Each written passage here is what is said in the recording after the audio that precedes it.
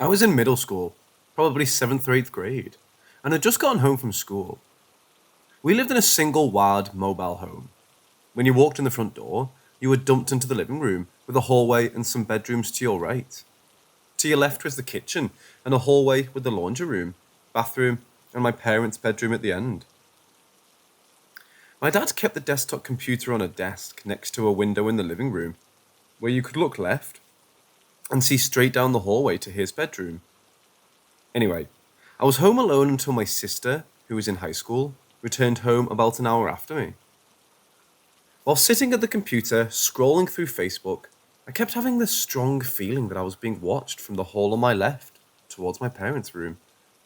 Every minute or so, almost subconsciously, I would look down the hall, feeling something's eyes on me.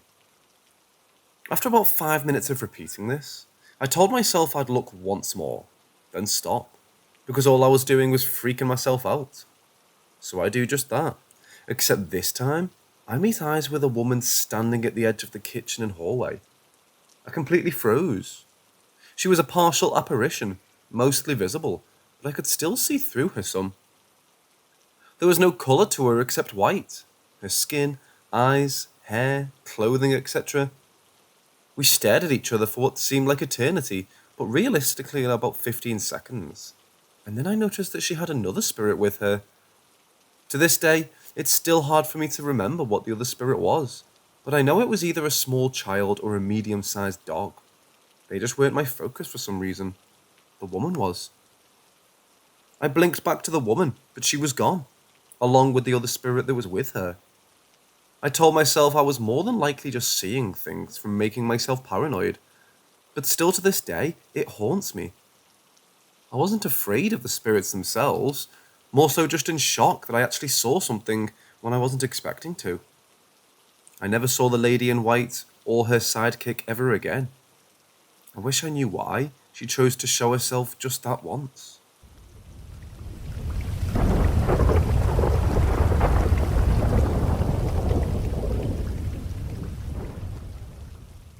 I grew up in a haunted house and have many stories from growing up there. I had become accustomed to the paranormal and accepted it. Fortunately, it was never anything malicious. Now, as a mother and living in a house and land that are not haunted, I appreciate that my children will not have to know the fear of growing up on haunted land or in a haunted house. My kids are pretty sensitive and think movies like The Good Dinosaur are scary, so we've never really dove into ghost stories with them. Odd that I was watching Freddy and Jason at their age, and my kids have no idea what horror genre is or what a vampire may be. Want to paint the picture that they're very sheltered from the paranormal. My husband doesn't believe in any of it, and I figure kids are smart and will eventually get it and will not need me persuading them one way or another. This is where my ghost story begins. My middle child, who's now 8, has had some encounters that make me believe she's either sensitive or has a really creative imagination. Last November, in the middle of the night, I heard my middle child screaming, "Mommy, Mommy, Mommy." This is out of character for her to wake up in the middle of the night. And this isn't an "I'm afraid of the dark" scream. This is a "I'm panicking" scream. I'm up and out of our room and to hers within seconds. She's on the top bunk. The bunk backs up to her older sister's room, and the closet is on the other side of that wall. I look around the room. The closet door is closed. The nightlight is still on. Nothing looks out of the ordinary. What's the matter? I'm scared. I can't sleep. And she's crawling into my arms over the rail, not going toward the ladder at the bottom of the bed. What is there to be afraid of, I think? Okay, well, I'm really tired, so why don't you come sleep on the floor next to my side of the bed? Okay. We get her settled in, and I lay back down, and she just keeps moving, restless, tossing and turning. Hey, why are you still awake? Everything okay? As a mom, I know she wasn't just scared and she isn't telling me something, but I gave her time. A few minutes later, "Do you think strangers can get into the house?" I don't think a stranger got into our house, do you? No, I don't think so, but what if they did? I think we're safe. Not only do we check the doors every night, We also have cameras on all the entrances that tell us when there's movement within range. I don't see anything out of the ordinary on the images, and we would never let a stranger in the house. I believe our security system keeps us as safe as possible. Silence follows. A few minutes later, more tossing and turning, and I think, well, this is it. No more sleeping today. Why do they always have to wake me up early on the weekend? 4:40 a.m. I ask if she's ready to go downstairs, and she more than happily agrees.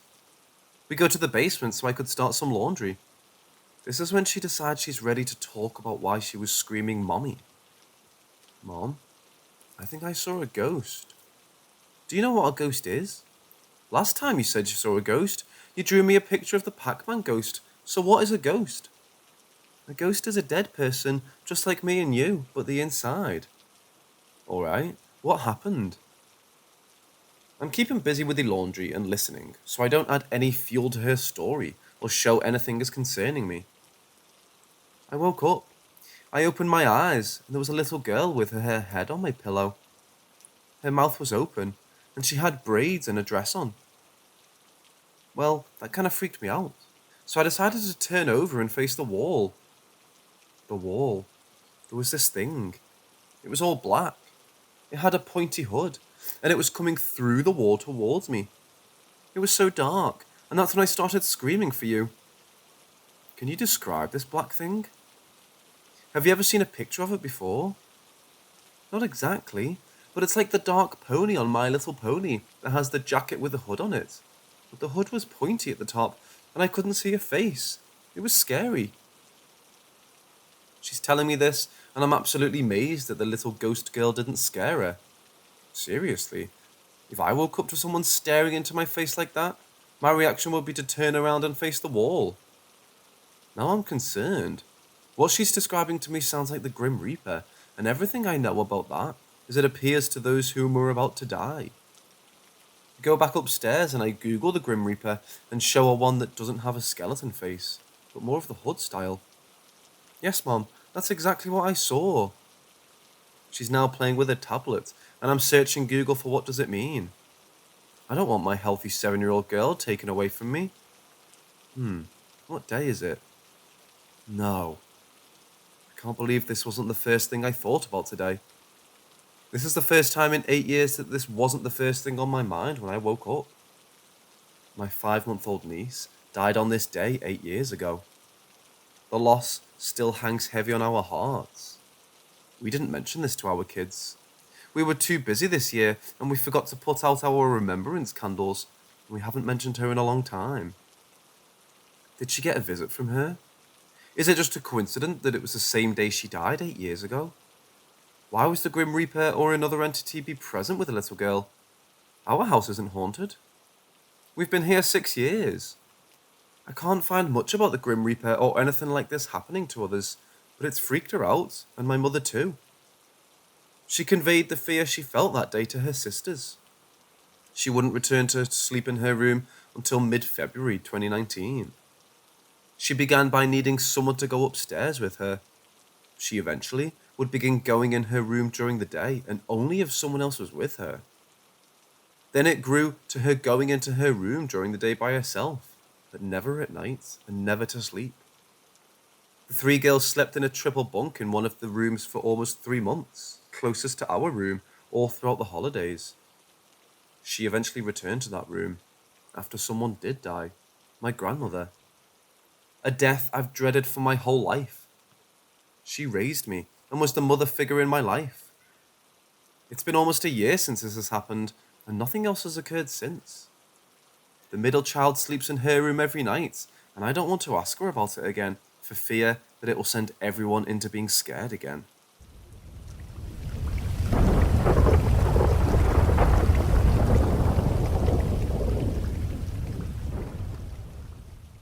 This occurred 12 years ago, as of yesterday. I remember this event due to hanging out with a cousin yesterday, on her anniversary, and this story occurred driving home from her wedding. My spouse and I were on our way home from this cousin's wedding. It was around 10:30 p.m. I remember checking the time due to being worried about having to host my sister's baby shower the next day. To help set the scene, Northeast USA in the fall is a small, historic suburban village. The suburb is built around a creek. We were passing an area that's filled with trees and not much street lighting. Some hills and declines on each side. Houses are hard to see from the road due to the trees not completely shedding their leaves yet, or the angle of their driveways with these hills and turns. I remember looking down at the time and back to the roads. We just turned left to go up a hill, which will start to level out as we approach the village area. But I noticed steam coming out of a drain on the right-hand side of the road. It's that time of year where fog is coming and drain water will be warmer than the air. Something about this steam didn't click with me. My brain kept telling me something is odd with this steam. My brain is telling me it should be coming out of a round drain, but I've never witnessed any steam that would swirl straight up 5 feet. My brain is also saying that the drain is too far away from the road edge. Why would someone put a drain in their front yard like that? As we pass this interesting steam mist, I look down at the ground to try to catch a glimpse of this drain. As we pass, my spouse yells, "Oh my God, did you see that?" No, I was looking at the ground. Why, what happened? You didn't see the lady in white standing in that yard? The old-fashioned dress? No, I was looking at the ground for the drain. Wait, what side of the road? After more discussions, we realized that we had both picked up on the same abnormality. They looked at it straight on, while my brain was fascinated by the source in the ground. My spouse is not someone that believes in the paranormal. This is the only time they've ever alluded to seeing something. To this day, they will not admit this occurred to anyone. Every time we take that way home, I look for the elusive drain. I've never found a drain on the side of the road there or in anyone's front lawn. I wish my brain would have used more logic, since that area drains down to the creek, and no storm drains are needed.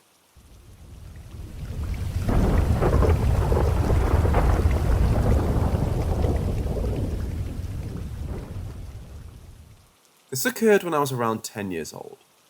I grew up in a small town and lived in a 3-bedroom, 1,500 square foot house with 6 people. This meant my sisters and I shared a small room. My grandma decided she was tired of having no space in our room, with the 3 single beds, and it was time to get a bunk bed. In this small town, I remember shopping for this bunk bed in this rundown store. It wasn't the typical furniture store. I almost believe it was a second-hand shop or some kind of discount store.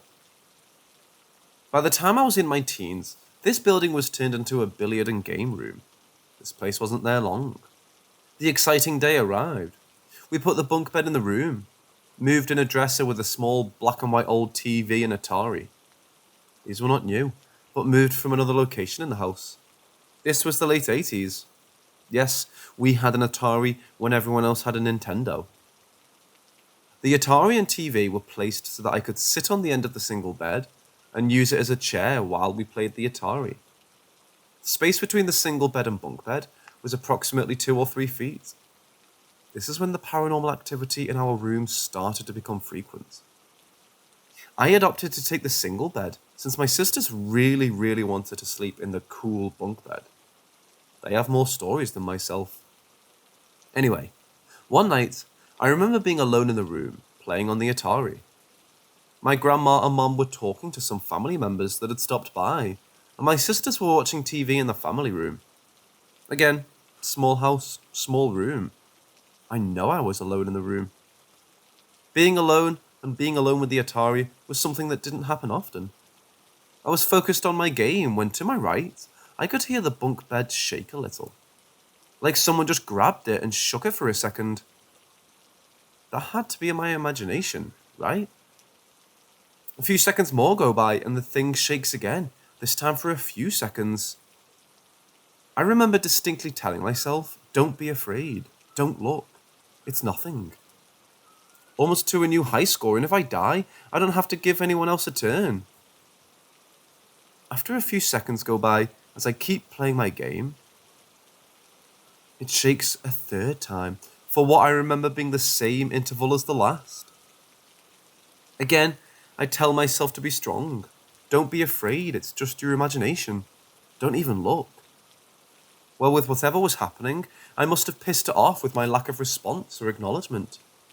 The bunk bed began violently shaking with no stopping. I stood up and ran, dropping the Atari paddle and hearing it swing into the dresser. I didn't get to beat my high score. My grandma and mum didn't believe me, was laughed at by the visiting family members. At least I didn't have to sleep in that bunk bed or go back into that room by myself.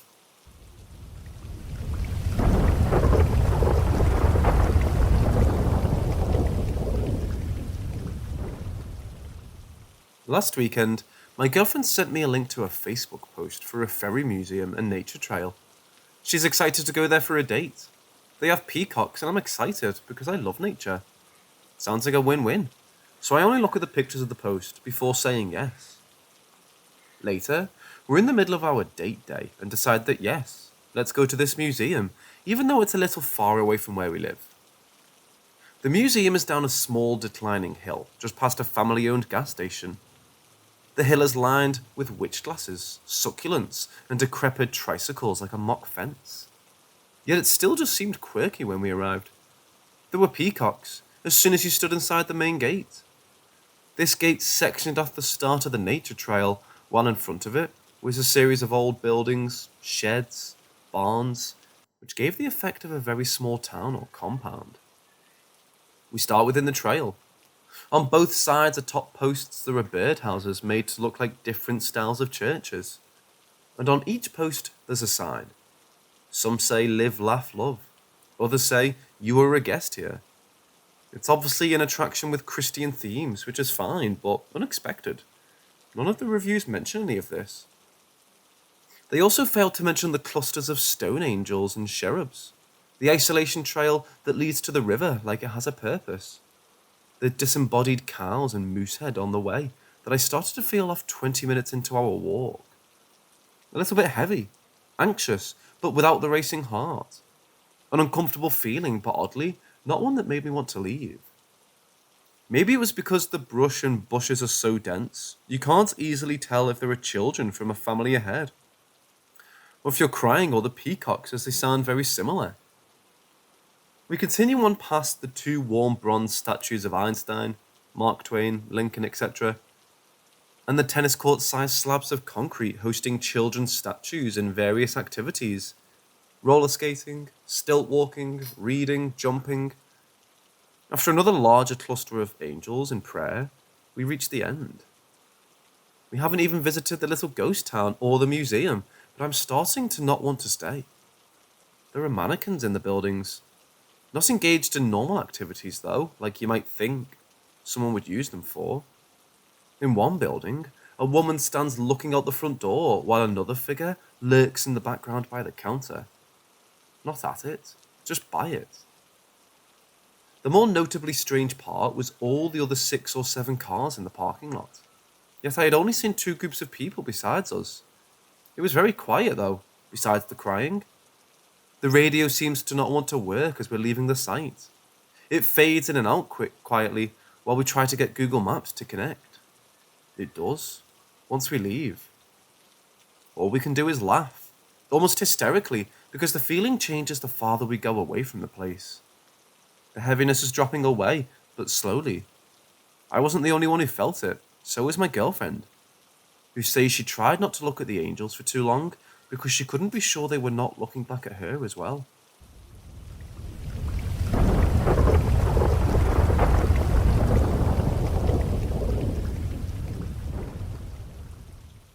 This incident took place 6 months back, after the Diwali festival. We have rented a house, and we've been staying there for almost a year. We have a neighbour, who's a lady working in a hospital as a nurse. She was nice to us. She sometimes shared food with us. On Diwali occasion, we went back to our hometown because of holidays, but my sister came up early because she had some important office work. So after a couple of days later, I also came back and I was feeling uncomfortable in my apartment. I had a feeling that something bad happened. I came at that day late at night. I couldn't sleep because I didn't feel normal the whole night. I was awake, and around 2:30 a.m, I felt someone very close to me. I got out of bed and checked my room, but nothing was there. So I went back to get to sleep. Again, I felt someone was close to me, so I just stayed in the blanket and stayed awake the whole night. The next day, I asked my sister that where is our neighbour. I haven't seen her. My sister simply said nothing and ignored my questions, so I didn't ask twice. And a couple of days later, I told her about my experience, and then she told me the truth. My sister told me that our neighbour has been found dead in her apartment last week. My sister was crying while telling me this, and I was in trauma for a few seconds because I couldn't believe she was whole dead.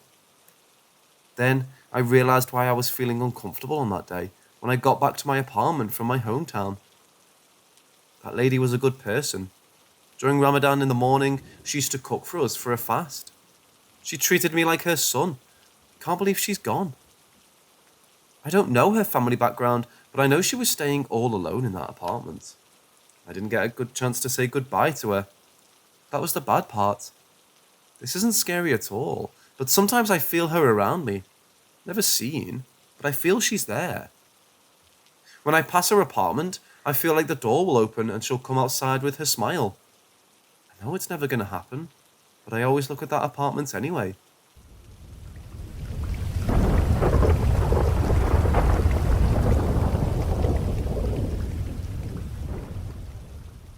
My aunt was a pagan.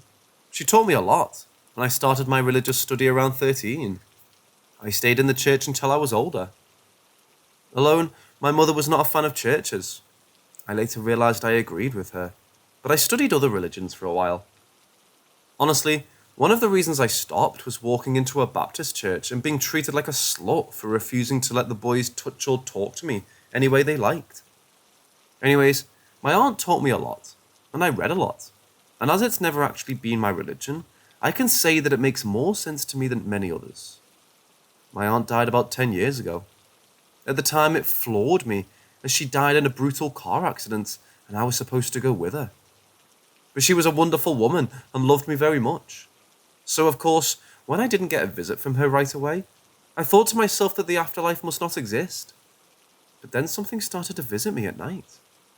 I don't know how else to explain it other than tickling along my forehead, third eye area, and my hairline, just in that area.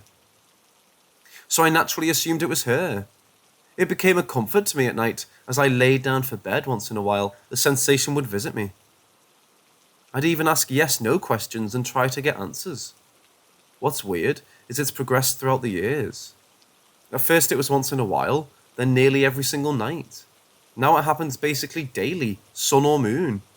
But it's driving me mad. I don't know if it's a spirit guide, my aunt, or my higher self. My best theory? As the daily visits started happening only a little over a year ago, when I found my faith in God again, after my mother died, is that something it's trying to reach me? And it's stronger the more open my mind is.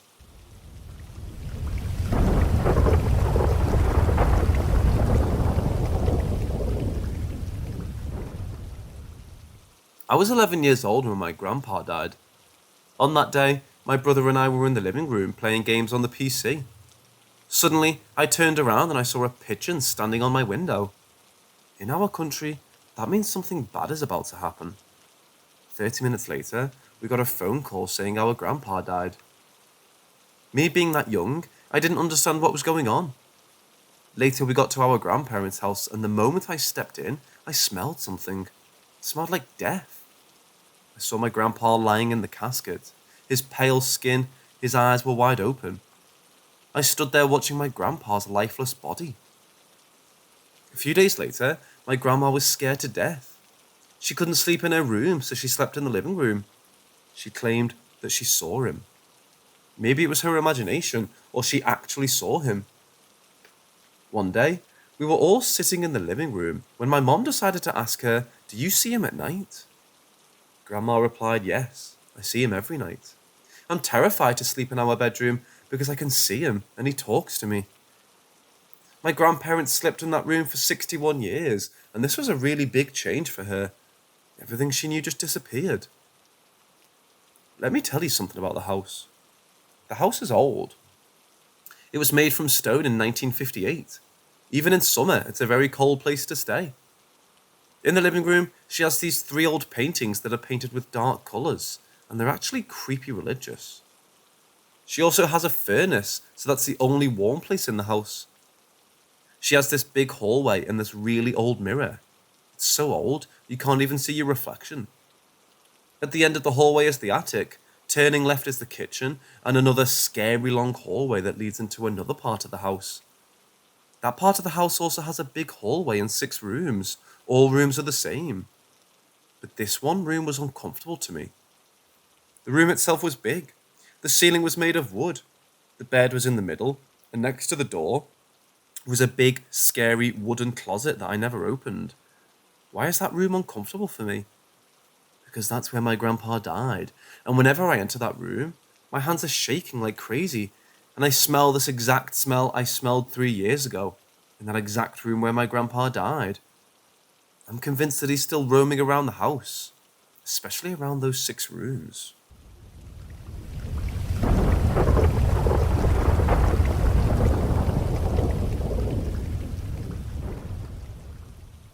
So this is when I was a kid around 8 or 9 years old and had a family trip to our village. The village had no electricity back then. Around 17 years ago, where my grandmother stayed on her own.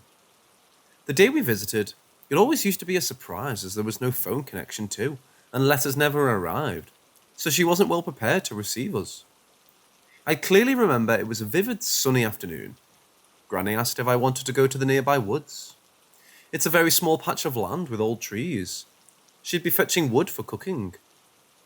We went just about a few minutes' walk.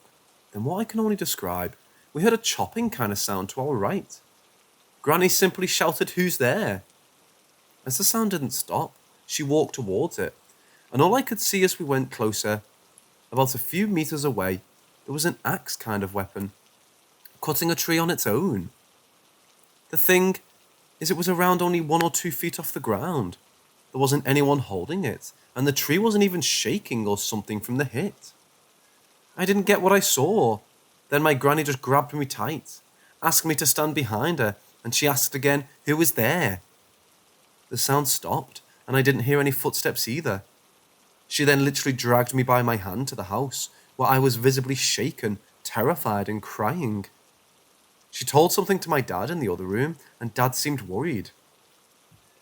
I had high fever for the following days, and it subsided soon after a village priest gave me some weird turmeric sweetened water to drink. I had asked Mom. She had no clue. My dad doesn't remember the events now. He had a stroke a few years back. My granny is very old now, doesn't say much, but whenever I ask, she says it was nothing, or sometimes says it was my uncle. But my uncle was in the house that day. I'm sure of it, and he's 5 to 10 feet tall. What was it, guys? I'm always kind of intrigued.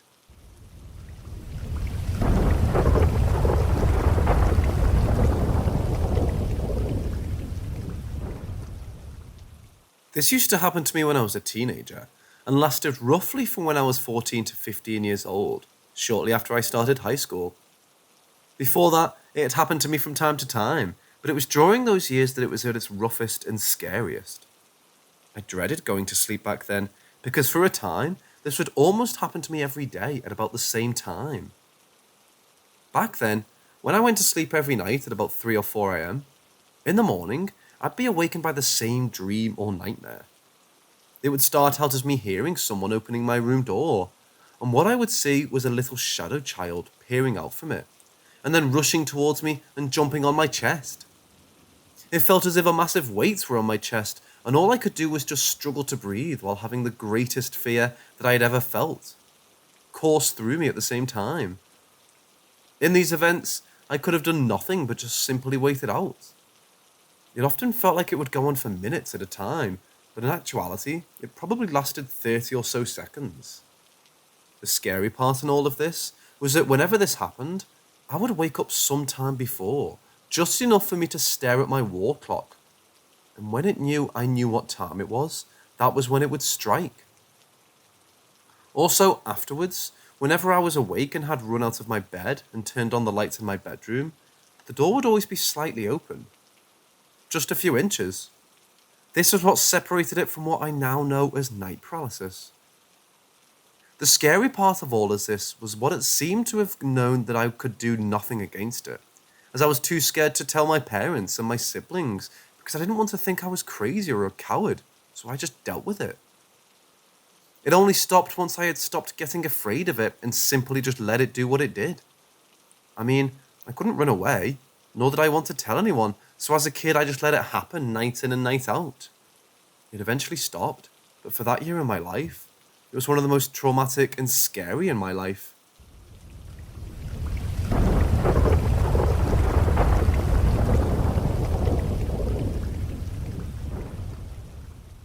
For context, when I graduated from college and was living alone in my first apartment by myself, I was able to find cheap enough but a decent place to live in my city. The rent was $600 a month for a one-bedroom, 1 block from downtown, which was a steal. But I later came to find out that the reason for my cheap rent was because the place was haunted, which my apartment manager had forgotten to mention. Also, for reference, I was prone to sleep paralysis as a kid and had previously lived in a haunted house, and my parents believe in ghosts. I was also working an average of 60 hours a week at my new out-of-college job. The first week of my stay at my new apartment was rather normal, just moving in stuff and getting accustomed to the neighborhood. But I would just find that things seemed to have been moved on their own, and I just seemingly misplaced things, which was not how I did things. See, I'm a very organized person in general, and me having moved things and forgotten about them was just too out of character, and I had no roommates to blame but myself. Well, that was how it started, at least. It progressively got worse as I stayed longer there. Things would go missing. Then I would see orbs around the house late at night in my living room. The occasional cold spots, shadows running about my house in the corner of my eyes, footsteps in the middle of the night in my small hallway. And the scariest had to be when I saw a full-bodied apparition of a shadow person in my living room. Now, I used to have night terrors or sleep paralysis as a teenager, and in this apartment, I had started to have them all over again. I didn't think this was a coincidence back then and dealt with them as I did as a kid. Just let it happen. Though this time things did not simply just go away as I tried to ignore them. It all culminated when I had a nightmare that someone was just chasing me and caught me, grabbing me by the arm and pulling me away. As I woke up from this dream, scared as hell, I had found that there was a long scratch mark where whatever it was in the nightmare had grabbed me. Needless to say, this scared the piss out of me, but I still chose to stay in that apartment, as I still had a lease that I didn't want to break. I had to do this because, as a joke, a friend decided to take me out on her birthday to go look at shelter cats. Since on her birthday, my city held an event to get as many shelter cats adopted. I had joined her for the heck of it, and never planned to adopt any cats, since I was a dog person. Long story short, I ended up adopting the most unfriendly, unsociable cat in the shelter, because the cat chose me.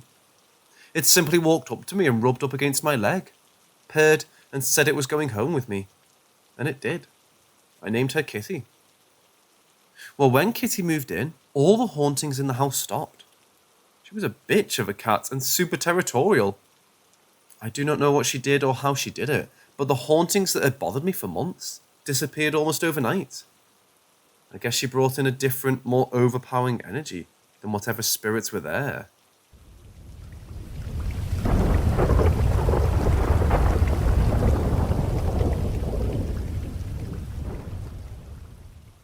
I was working my first real job after college, putting in 60 hours a week, and had finally gotten a weekend to myself.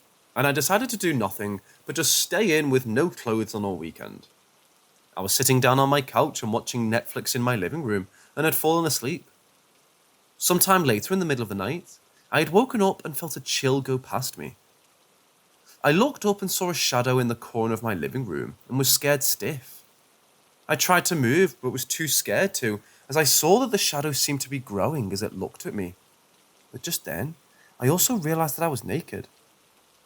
I don't know if it was the 60-hour-long work weeks or me being a young naked male in my own living room, but the stupid thought came into my mind. Has this ghost been watching me all alone, sleeping naked in the living room? Is my ghost a pervert? At the thought of this, I started laughing and couldn't stop and just forget about that ghost that had just scared me stiff earlier. But that wasn't even the worst of it. I didn't realise it, but in the interval of the ghost scaring me and the thought of it perving out at me, I had gotten an erection. Yeah, I was literally scared stiff. It was really a mess of how to feel. I don't know whether if I should have felt scared, shame, or just stupid. Either way, it totally made me forget about the apparition and totally changed the way I'd thought of the haunting in my apartment. It made me think if I were the one who was actually haunting the ghosts or spirits in the house with my naked presence. Anyway, the idea of getting sexually aroused by the presence of a ghost had become far more scarier at that moment than the actual ghost. Needless to say, that was not my first nor last encounter in my haunted apartment, naked.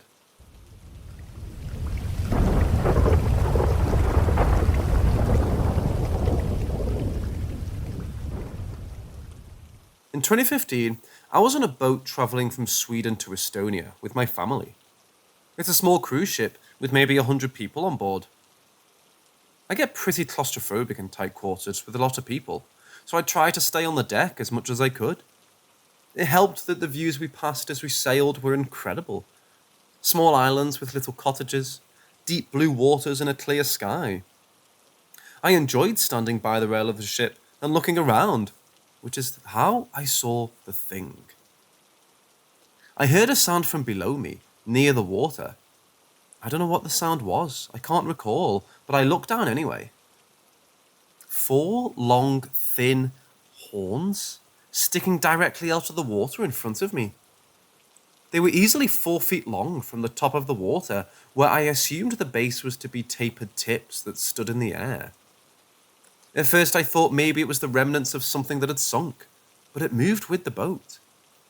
It had a motion like a swimming shark, slightly side to side, and it swam directly beside the boat for at least a minute. Then it dove down, the sabres disappearing under the water, like how a whale dives down after surfacing. The sabres were positioned as if they were the points of a regular diamond or rhombus. Each one was about 3 feet away from the other.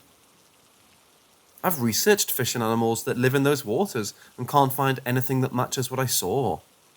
No one else saw it to my knowledge, or if they did, they kept it to themselves, like how I did.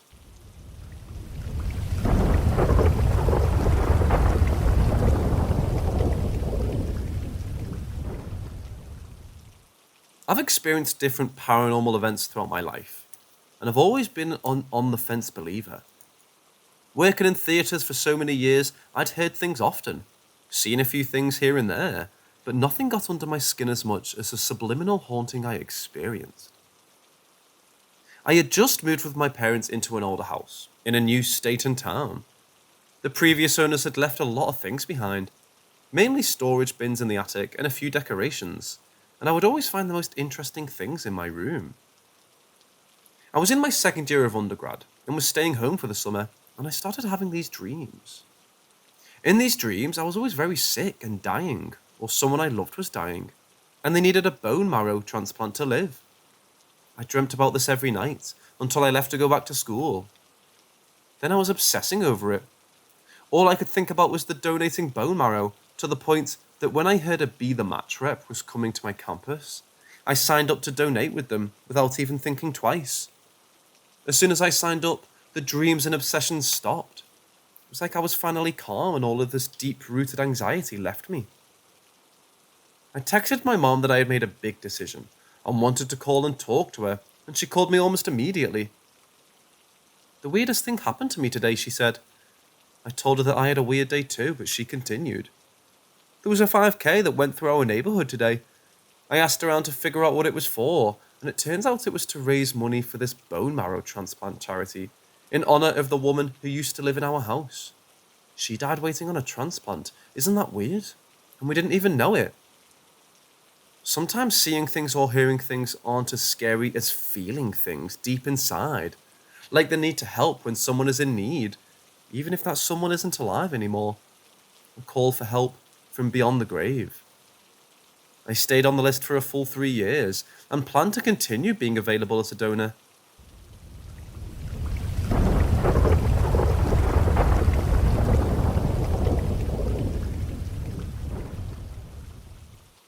My mother and I have always had odd things happen to us.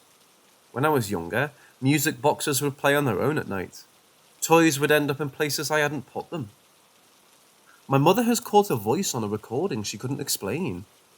Basically, we both had a slew of experiences we both just dismissed as our imaginations or coincidence. One night, my mother and I sat in the living room of our new apartment. My parents had just gone through a terrible divorce, with my brother and I separated in the custody battle. Both my mum and I were emotionally hurt, stressed, and generally in a dark place of our lives. We sat in the living room, cutting off the TV, as we started to wind down for the night. As I stood up and my mother started to head for the stairs, both stopped. Right in front of us, a bright, incandescent ball of light just appeared. It was hot white at the centre, with an orange afterglow around it. It floated at eye level for a few seconds. Then, almost as if in slow motion, the ball flew to the other side of the room and disappeared. My mum and I looked at each other. She asked if I had seen it. I nodded. She asked me to tell her specifically what I had seen. She had seen the very same thing. We still talk about it. When times get particularly tough for either of us, or we're feeling isolated and alone, we remind each other that maybe something is looking out for us, and that our mother-daughter bond is powerful, and maybe even a little magical. I still don't know what the light was. I feel like it may have been a past loved one, my grandmother or aunt on my mom's side, someone who came to comfort both of us. Either way, I wonder if I'll ever see it again, or if it would only come back if my mum and I were together in the same room under similar circumstances again.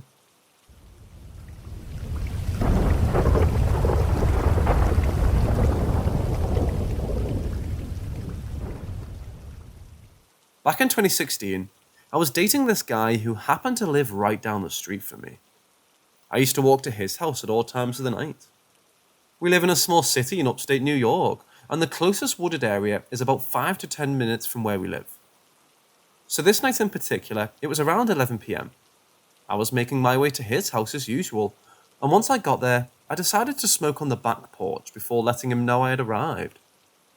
While I was smoking, I was actually on the phone with a friend, and had my flashlight on as well. It was pretty dark back there. All of a sudden, I started to hear twigs breaking and leaves crunching. There were maybe 2 or 3 trees in his backyard, and like I stated before, the woods are a bit away from us. Anyway, once I noticed the noises, I pointed my flashlight in the direction I thought it was coming from. Then, my phone battery drained to 0% and my phone died. I noped the fuck out of there as fast as I could and ran to the door. Once I was there, I tried putting my phone back on and it was fine. My battery was back to 70% too. I don't know what the fuck that whole incident was, but I really want some type of opinion on it.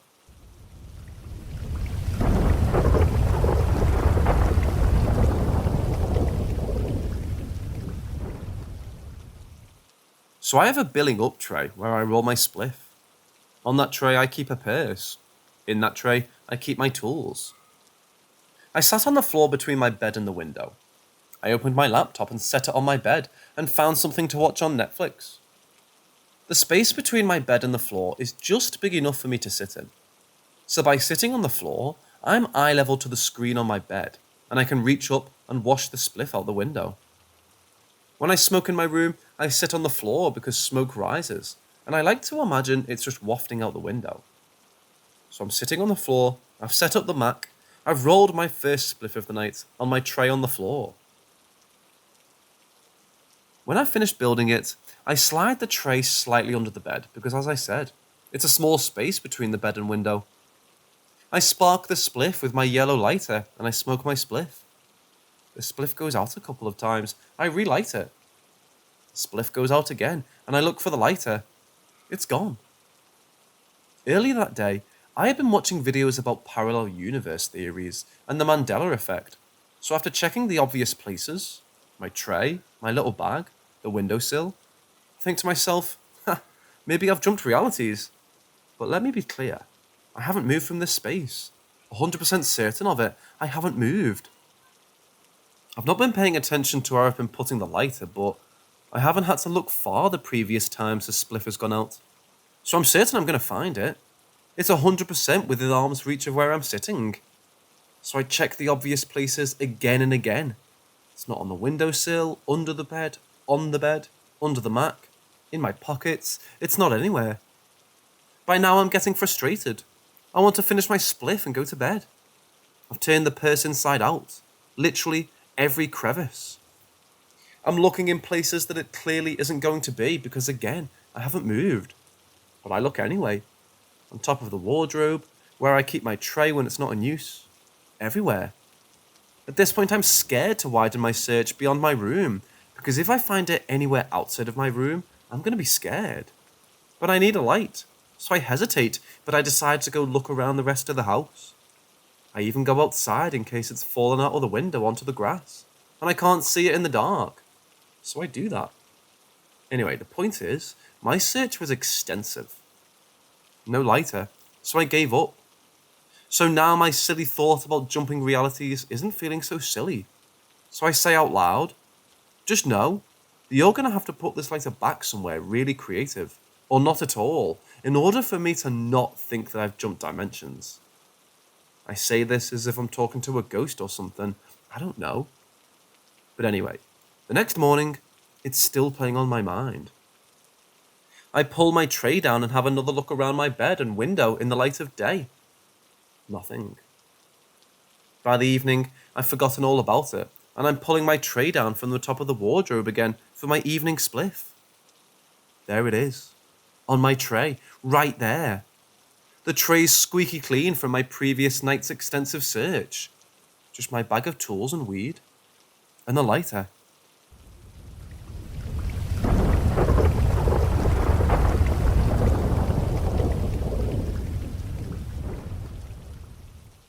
My first memories are weird to say the least. I can remember black and darkness, and slowly after that, flashes of light.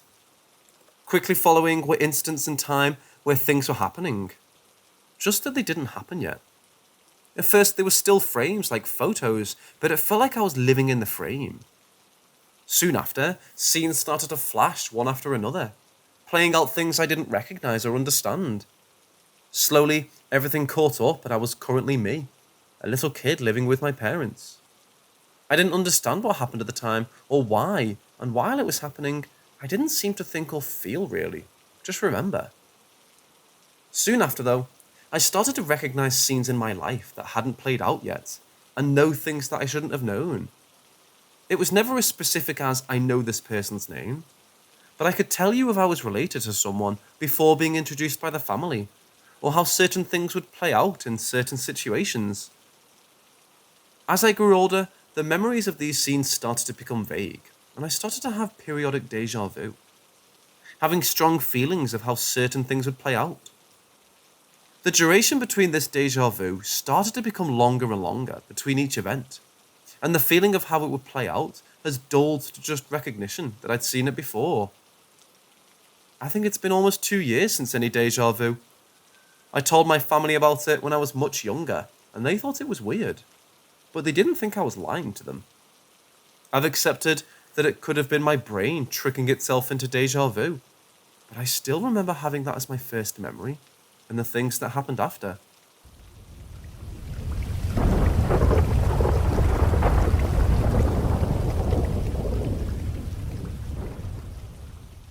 I was coming home from a friend's house about 2 weeks ago.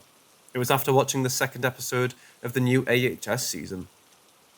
I got a text from my mom saying that the power went out in the house. It wasn't raining or anything, but our neighborhood had lost power previously during a storm a few weeks prior, so I had assumed that it was just an overlying issue from that. It was also fairly windy, so maybe a tree branch blew against the power line or something. It could have really been anything. As we drove into the neighborhood, I was looking at other houses and streetlights. All the power seemed to be on. I was joking with my friends about my luck, because I assumed that maybe the power outage was just confined to my street. Pulling up, I saw that my streetlights were still on and all of my direct neighbours still had power. At this point, I was getting worried, simply because I thought that there was an issue with our house. Our house isn't in the best condition, and I'm always worried about issues with it due to our financial situation. It was around 12:30 when I walked in, so I was surprised to see that my mom was still awake. The living room was pitch black, except for the blue lights on our couch and armchair. They're electric recliners, so the buttons glow so we can see them in the dark. I thought it was weird that those still had power when nothing else did. I asked her if her breaker was flipped, whether or not she already tried the test and reset buttons on the outlets, and a few other things I found online. She told me that she tried everything and nothing had fixed it. She then started to show me what worked and what didn't. I thought that the power was out entirely, but it seemed instead it was just very weak. In the garage and both bathrooms, none of the outlets worked, but the lights would. When we turned them on, they would flicker.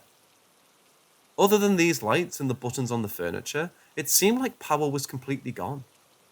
My mom called the power company, who told her that they would send someone out to the house to check on the situation.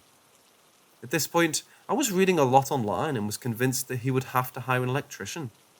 I was really worried, but my mom said we'd just deal with it as it happened. I walked into my room to get ready for bed. I had assumed the power was off here as well since my fan wasn't on. However, I realised that my light switch was just turned off. If my light switch is off, there's no power to anything in my room. I flipped it just in case, and to my surprise, my lights and fan came on immediately. It wasn't like the garage or bathrooms where the lights would just flicker. I actually had full power to my entire room and every outlet. It was really strange, since there was no other power in the rest of the house. I just decided that I was lucky, took off my glasses, and crawled into bed. I have issues sleeping, so I usually lay in bed on my phone while it charges. That's what I did this night. I figured my room had power, so I wouldn't have to worry about my phone charge. Around 2 in the morning, I noticed a bright blue glow from my doorway. I usually sleep with the bedroom door open so that my dog can come and go as she pleases.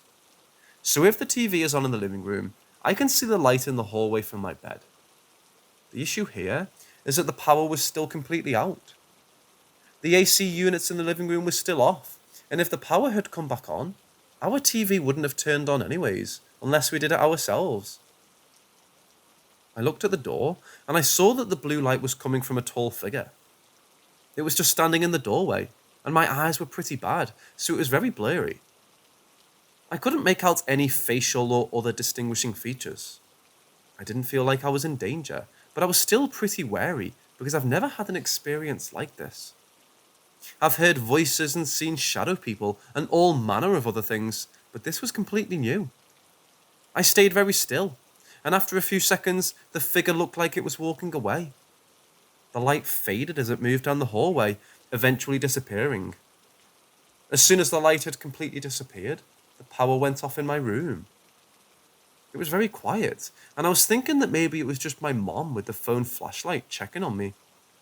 The electric company did say that they would be coming by to check on the house and power lines, so maybe she was still awake. Like I mentioned, my eyesight is very bad, and the blue light could have possibly been from a phone flashlight. The thing that struck me as odd was what this all happened completely without noise. Usually, I can hear her bed when she gets up, and the hardwood creaks when anybody walks in the hallway and living room. I called for her, asking if the power company was here. No response. I wait and call again. Still nothing. I decided to get out of bed. I put on my glasses and walked into the living room to see if she was out there. She wasn't. It was even darker than before as the lights on the furniture had gone out as well. I walked back to her room and saw her on the bed with the dog, dead asleep. It was obvious that she hadn't been out of bed. I decided not to dwell on it. Like I said, a lot of weird things happened to me that I tried to take in stride, so I messaged my group chat about it and crawled back into bed. I eventually fell asleep. The next morning when I woke up, the power was back on in the entire house. Everything worked fine. I talked to my mom and asked what the issue was. She said that the power company got people out early that morning, around 4 or 5. They called her after they left and left a message on a voicemail that simply said that they had no idea. By the time they came around, the power had seemed fine, and they saw no issues with our power transformer or power lines in the area. Truthfully, the whole situation was very weird. When I looked it up, all the things I saw on Google were saying that the power situation in the house was something that could happen, but required an experienced electrician to fix, usually from inside the house. How did it just resolve on its own? Why did only our house have power issues at all? And finally, what was the deal with both the glowing blue figure and the fact that the power worked fully in my room when it worked nowhere else? It was all very odd.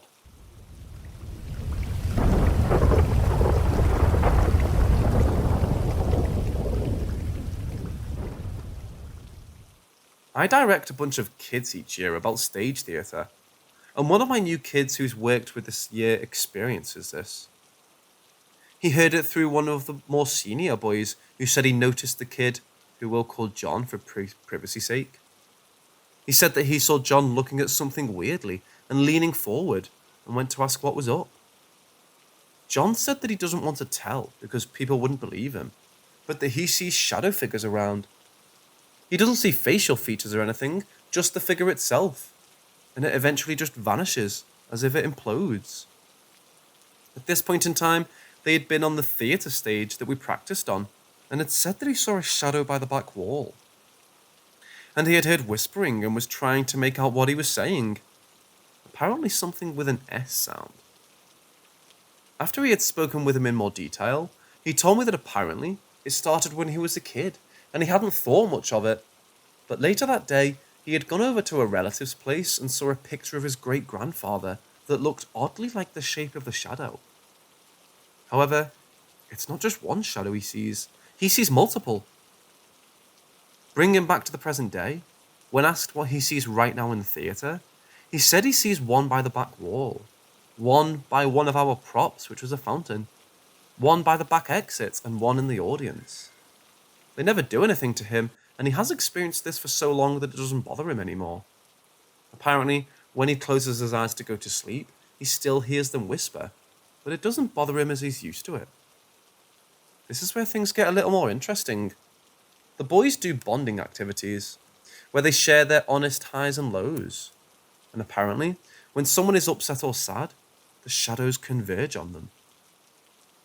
So when the boys had sat in a circle and shared their stories, the shadows stand around or behind the kid, who's at that moment sharing the sad story or in a sad state, which is a reason John doesn't want to speak to anyone regarding this, because he says it helps him figure out when someone is sad and that he can try to help them. And finally, the senior kid had spoken to John in the wing and said that wants to test something, and sat across from John and started telling a sad story to see if a shadow appears behind him. And he slowly noticed John's eyes start to move away from him and back to him as if he were distracted. He had stopped the story and asked if there was something behind him right now. John nodded to say yes. And the senior kid said, "What if I try to touch it?" John had shrugged. With the understanding that John would do something if he gets possessed, he tried to walk to the spot where John said the shadow was standing. He said he felt a chill, and nothing more. Wanted to know if anyone has any ideas or similar experiences which would help figure out how to help this kid.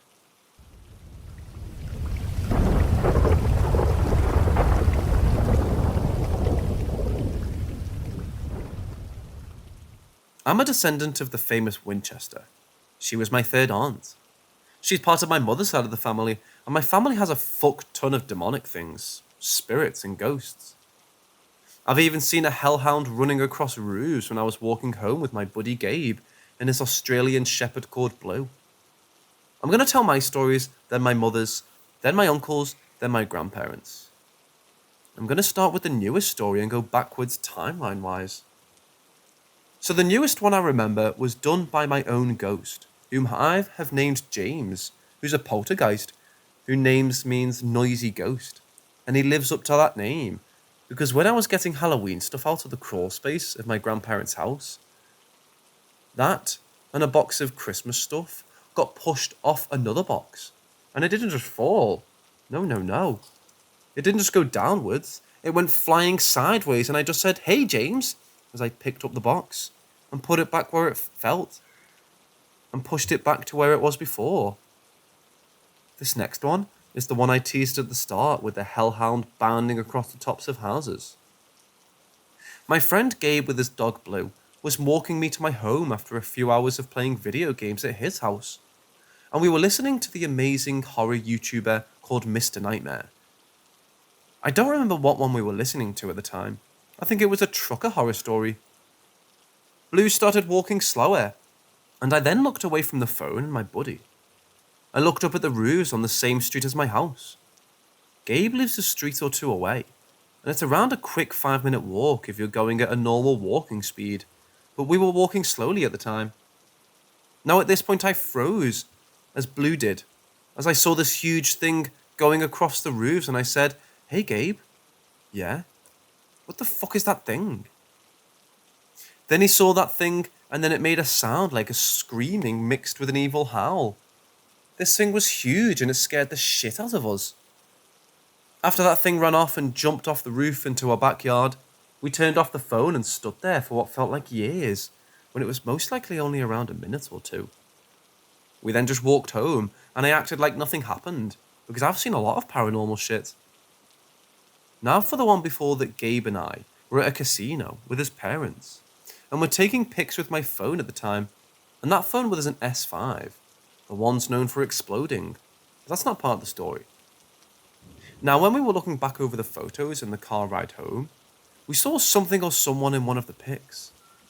It was almost as tall as one of the decorative beams of the walls. That beam was 10 to 25 feet high on the wall, and it was staring at the camera. We looked back at those photos a few days later, but the photo was gone.